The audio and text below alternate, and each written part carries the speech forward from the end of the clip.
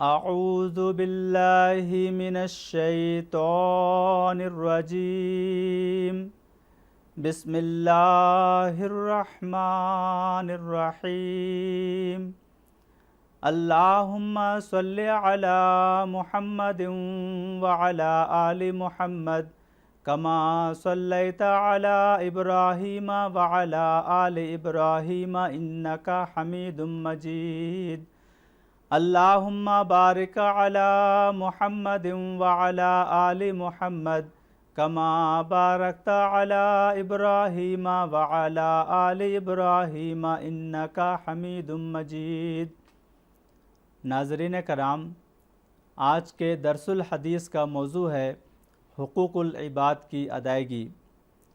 حضرت انس بن مالک رضی اللہ تعالی عنہ روایت کرتے ہیں کہ رسول اللہ صلی اللہ علیہ وسلم نے فرمایا، عن عبداللہ بن عمرو وان رجلا سأل رسول اللہ صلی اللہ علیہ وسلم ای الاسلام خیر قال تطعم الطعام وتقرأ السلام علی من عرفت ومن لم تعرف۔ بخاری شریف۔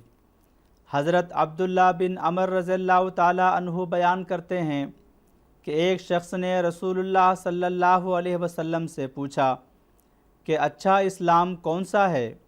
آپ نے فرمایا کہ تم کھانا کھلاؤ اور سلام کہو، اس کو بھی جن سے تمہاری واقفیت ہے اور اس کو بھی جس سے تمہاری واقفیت نہیں ہے۔ اس حدیث میں ہمارے نبی صلی اللہ علیہ وسلم نے بڑے پیارے انداز میں اسلام کی پیاری تعلیم بیان فرمائی ہے۔ اسلام کی تعلیم کے بہترین حصے میں سے ایک بات یہ ہے کہ جو شخص طاقت رکھتا ہے وہ ایسے لوگوں کا پیٹ بھرے جن کے پاس کھانے کو کچھ نہیں ہے یا کم ہے۔ آج کی دنیا میں بھی جو اپنے آپ کو ترقی یافتہ دنیا سمجھتی ہے، کروڑوں کی تعداد میں ایسے لوگ ہیں جو رات کو ناکافی غذا کھا کر سوتے ہیں۔ دوسری طرف کروڑوں کی تعداد میں ایسے لوگ بھی ہیں جن کے پالتو کتوں کو انسانوں سے زیادہ اچھی غذا ملتی ہے۔ اگر یہ مال و دولت رکھنے والے لوگ ان کو دیں جو پیٹ بھر کر کھانا نہیں کھا سکتے تو یہ مسئلہ حل ہو سکتا ہے۔ دوسرا مسئلہ آج کی دنیا میں بد امنی کا ہے۔ لوگوں کی جان خطرہ میں ہے۔ لوگ اپنے عقیدہ اور اپنی پہچان کے لوگوں کی سلامتی کا تو خیال رکھنے کی کوشش کرتے ہیں، مگر جو تعلیم ہمارے نبی صلی اللہ علیہ وسلم نے اس حدیث میں دی ہے وہ تو یہ ہدایت دیتی ہے کہ ہر شخص کو، خواہ تم اس کو جانتے ہو یا نہ جانتے ہو، سلامتی کی ضمانت دو اور سلام کہہ کر اس کو یہ تسلی دو کہ تمہاری طرف سے اس کو کوئی خطرہ نہیں، تمہاری طرف سے اس کی جان بھی محفوظ ہے، اس کا مال بھی محفوظ ہے، اس کی عزت بھی محفوظ ہے۔ اگر آج دنیا ہمارے نبی صلی اللہ علیہ وسلم کے ان دو ارشادات کی طرف توجہ کرے تو دنیا کی حالت بدل سکتی ہے۔ آپ صلی اللہ علیہ وسلم فرماتے تھے، مسلمان وہ ہے جس کے ہاتھ اور زبان سے دوسرے مسلمان محفوظ اور سلامت رہیں۔ بخاری شریف۔ ایک دوسری روایت میں ہے، مومن وہ ہے جس سے دوسرے تمام انسان امن میں رہیں۔ مسند احمد۔ حضرت عبداللہ بن عمر رضی اللہ تعالی عنہ روایت کرتے ہیں کہ ایک دفعہ ایک شخص نے نبی کریم صلی اللہ علیہ وسلم کی خدمت میں عرض کیا کہ کون سے لوگ اللہ کو سب سے پیارے ہیں اور کون سے اعمال اللہ کو زیادہ محبوب ہیں؟ رسول کریم صلی اللہ علیہ وسلم نے فرمایا، اللہ کو سب سے پیارے وہ لوگ ہیں جو دوسروں کو سب سے زیادہ فائدہ پہنچاتے ہیں، اور اللہ کو سب سے زیادہ پسندیدہ عمل یہ ہے کہ انسان اپنے مسلمان بھائی کو خوش کرے یا اس کی تکلیف دور کرے یا اس کا قرض ادا کر دے یا اس کی بھوک دور کرے۔ پھر فرمایا، اگر میں خود ایک مسلمان بھائی کے ساتھ مل کر اس کی ضرورت پوری کروں تو یہ بات مجھے زیادہ پسند ہے بنسبت اس بات کے کہ میں مدینہ کی اس مسجد میں 1 ماہ تک اعتکاف کروں، اور جو شخص اپنے غصہ کو روکتا ہے اللہ تعالیٰ اس کے عیبوں کی پردہ پوشی کرتا ہے، اور جو شخص اپنے غصہ کو دبا لیتا ہے حالانکہ اگر وہ چاہتا تو وہ اپنی منمانی کر سکتا تھا، اللہ اس شخص کا دل قیامت کے دن امید سے بھر دے گا۔ اور جو شخص اپنے بھائی کے ساتھ ضرورت پوری کرنے کے لیے نکل کھڑا ہوتا ہے اور اس کا کام کر کے دم لیتا ہے، اللہ تعالیٰ قیامت کے دن اسے ثبات قدم رکھے گا جس دن کے تمام قدم ڈگمگا رہے ہوں گے۔ طبرانی۔ آپ صلی اللہ علیہ وسلم ہمیشہ کمزوروں اور حاجت مندوں کے کام آتے اور فرماتے تھے کہ جب بندہ اپنے کسی بھائی کی مدد کرتا ہے تو اللہ تعالیٰ اس کی مدد فرماتا ہے، اور جو کسی مسلمان بھائی کی کوئی تکلیف دور کرتا ہے تو اللہ تعالیٰ اس سے قیامت کے روز کی تکلیف دور کر دے گا، اور جو شخص کسی مسلمان کی پردہ پوشی کرتا ہے اللہ تعالیٰ قیامت کے دن اس کی پردہ پوشی فرمائے گا۔ بخاری شریف۔ رسول کریم صلی اللہ علیہ وسلم آغاز سے ہی مخلوق خدا سے محبت رکھتے اور لوگوں کی ضرورتیں پوری کر کے خوشی محسوس کرتے تھے۔ مکی دور میں بعثت سے قبل آپ صلی اللہ علیہ وسلم معاہدہ حلف الفضول میں شریک ہوئے تھے، جس کا بنیادی مقصد مظلوموں کی امداد تھا۔ آپ نے فرمایا کہ اس معاہدہ میں شرکت کی خوشی مجھے اونٹوں کی دولت سے بڑھ کر ہے، اور آج بھی مجھے اس معاہدہ کا واسطہ دے کر مدد کے لیے بلایا جائے تو میں ضرور مدد کروں گا۔ ابن ہشام۔ رسول اللہ صلی اللہ علیہ وسلم کے زمانے میں ایک شخص نے پھلوں کے کاروبار میں بہت نقصان اٹھایا، قرض بہت زیادہ ہو گیا۔ نبی کریم صلی اللہ علیہ وسلم نے اس کے لیے صدقہ کی تحریک فرمائی۔ لوگوں نے صدقہ دیا مگر جتنا قرض تھا اتنی رقم اکٹھی نہ ہو سکی۔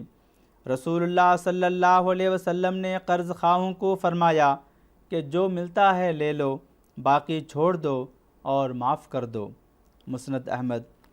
حضرت صلی اللہ علیہ وسلم کے بعد خلفائے راشدین نے بھی بنی نوع انسان کی ہمدردی میں بے مثال خدمات سر انجام دی ہیں، یہاں تک کہ غیر مسلم مورخین بھی ان کی خدمات کو خراج تحسین پیش کیے بغیر نہیں رہ سکے۔ اس زمانے کے امام حضرت مسیح موعود علیہ السلام نے حقوق العباد یعنی ہمدردی خلق کی اہمیت کے پیش نظر شرائط بیت میں 9ویں شرط کے طور پر درج فرماتے ہیں کہ عام خلق اللہ کی ہمدردی میں محض للہ مشغول رہے گا، اور جہاں تک بس چل سکتا ہے اپنی خداداد طاقتوں اور نعمتوں سے بنی نوع کو فائدہ پہنچائے گا۔ پھر ایک اور مقام پر آپ فرماتے ہیں، ہمارا یہ اصول ہے کہ کل بنی نوع کی ہمدردی کرو۔ اگر ایک شخص ایک ہمسایہ ہندو کو دیکھتا ہے کہ اس کے گھر میں آگ لگ گئی اور یہ نہیں اٹھتا کہ تا آگ بجھانے میں اس کی مدد کرے، تو میں سچ سچ کہتا ہوں کہ وہ مجھ سے نہیں ہے۔ اگر ایک شخص ہمارے مریدوں میں سے دیکھتا ہے کہ ایک عیسائی کو کوئی قتل کرتا ہے اور وہ اس کے چھڑانے کے لیے مدد نہیں کرتا، تو میں تمہیں بالکل درست کہتا ہوں کہ وہ ہم میں سے نہیں ہے۔ میں حلفاً کہتا ہوں اور سچ کہتا ہوں کہ مجھے کسی قوم سے دشمنی نہیں، ہاں جہاں تک ممکن ہے ان کے عقائد کی اصلاح چاہتا ہوں، اور اگر کوئی گالی دے تو ہمارا شکوہ خدا کی جناب میں ہے، نہ کسی اور عدالت میں۔ بئی ہما نوع انسان کی ہمدردی ہمارا حق ہے۔ سراج منیر، روحانی خزائن، جلد 12، صفحہ نمبر 128۔ ہمارے پیارے امام حضرت خلیفۃ المسیح الخامس ایدہ اللہ تعالیٰ بنصرہ العزیز فرماتے ہیں، یہ جماعت احمدیہ کا یہ خاصہ ہے کہ جس حد تک توفیق ہے خدمت خلق کے کاموں میں بڑھ چڑھ کر حصہ لیتی ہے، اور جو وسائل میسر ہیں ان کے اندر رہ کر جتنی خدمت خلق اور خدمت انسانیت ہو سکتی ہے کرتے ہیں، انفرادی طور پر بھی اور جماعتی طور پر بھی۔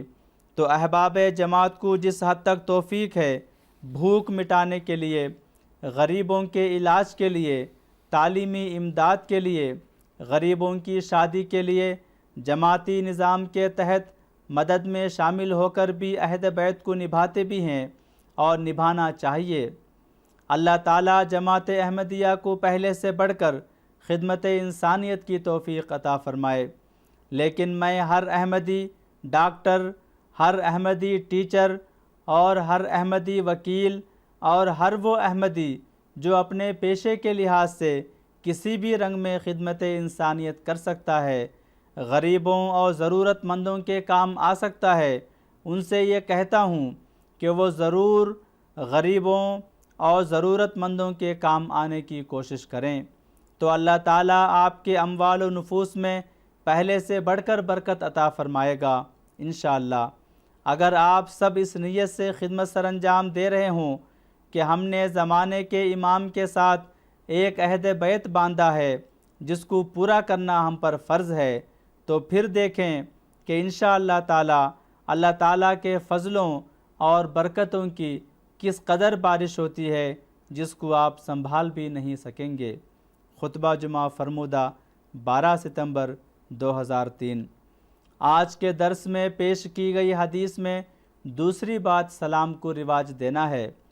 سلام کو رواج دینے کے بارے میں حضرت خلیفۃ المسیح الخامس سید اللہ تعالیٰ بنصرہ العزیز فرماتے ہیں، گھر میں سلام کہہ کر داخل ہونے کی اجازت کے بارے میں حضرت جابر رضی اللہ تعالیٰ عنہ روایت کرتے ہیں کہ میں نبی صلی اللہ علیہ وسلم کی خدمت میں اپنے والد کے قرض کے معاملہ میں حاضر ہوا۔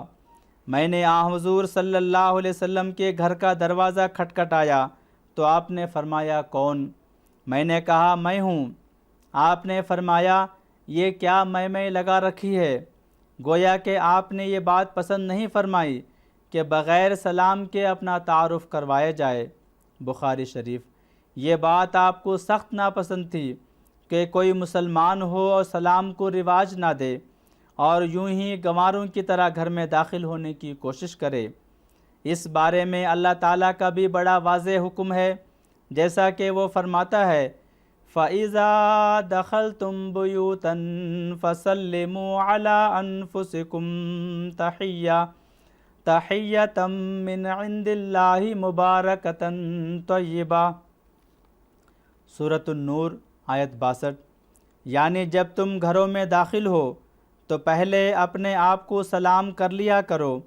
اس بارے میں حضرت مصلح موعود رضی اللہ تعالیٰ عنہ فرماتے ہیں، یعنی اپنے رشتہ داروں اور دوستوں کو سلام کہو جو ان مکانوں میں رہتے ہیں، اور یاد رکھو کہ یہ سلام تمہارے منہ کا سلام نہیں بلکہ اللہ تعالیٰ کی طرف سے یہ بہت بڑا تحفہ ہے۔ یعنی سلام کا لفظ بظاہر تو بہت معمولی معلوم ہوتا ہے لیکن بڑے عظیم الشان نتائج پیدا کرنے والا ہے، کیونکہ سلام کے لفظ کے پیچھے خدا تعالیٰ کی طرف سے سلامتی کا وعدہ ہے۔ خطبہ جمعہ فرمودہ 3 ستمبر 2004۔ دعا ہے کہ اللہ تعالیٰ ہم سب کو توفیق عطا فرمائے کہ ہم حقوق العباد کی ادائیگی کرتے ہوئے السلام علیکم کہہ کر سلامتی کا تحفہ بھی بھیجنے والے ہوں تاکہ دنیا میں حقیقی امن قائم ہو۔ آمین۔ وآخر دعوانا ان الحمد للہ رب العالمین۔